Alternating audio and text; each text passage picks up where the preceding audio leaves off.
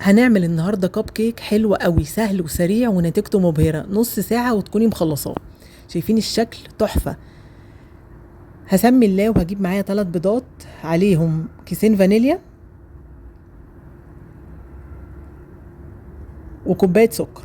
حلو الكلام، حلو الكلام. لو في كمان معلقة خل يبقى حلو، بس انا ما حطيتش خل، بيخلي الخليط معايا هش قوي. هناخد الكلام ده كله وهنضربه ضرب مبرح بالمضرب ده او بالمضرب العادي لحد اللون ما يبقى بيج معايا كده. يبقى كده البيض دخل له هوا حلو والسكر داب معايا، ودي من اهم خطوه اللي بتنجح معايا اي كيكه.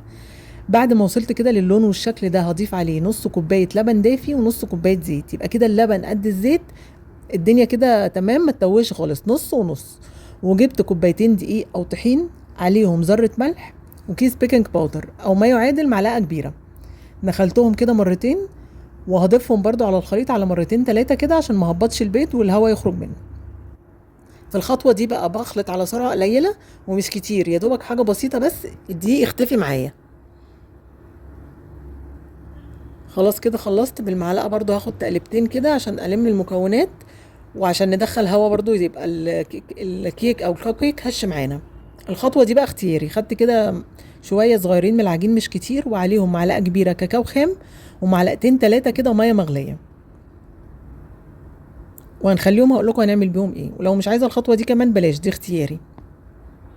صبيت الخليط كده في كيس حلواني عشان بينجز معايا لو عامله كميه. لو كميه قليله مش كتير فضي من الطبق عادي مش هيجرى حاجه، لكن ده في الكميات بينجز. جبت كده الصينيه وحطيت فيها الورق، وبصوا بملى كده القالب الا سيكه، يعني مش الا ربع، الا سيكه صغيره بس كده يا دوبك. دول برضو حبه اتبقوا كده بالمعلقه برضو عادي اهو، مفيش اي مشكله، بس كيس الحلواني بينجز. وده خليط الشوكولاته اللي احنا شلناه هزوق بيه. عملت كده شكل زي زجزاج كده، او اعملوا اي شكل يريحكم.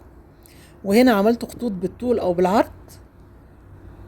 وده الانسه حبيبه كانت معديه كده، عملنا لها حرف الاتش.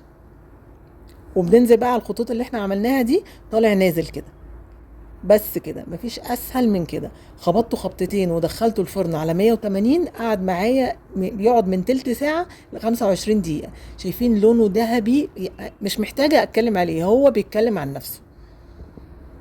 هو بيتكلم عن نفسه، سهل وسريع ومش مكلف وبيخلص في نص ساعة. شايفين تحفة. لايك وشير لو عجبكم الفيديو، واكتبوا لي رأيكم في التعليقات.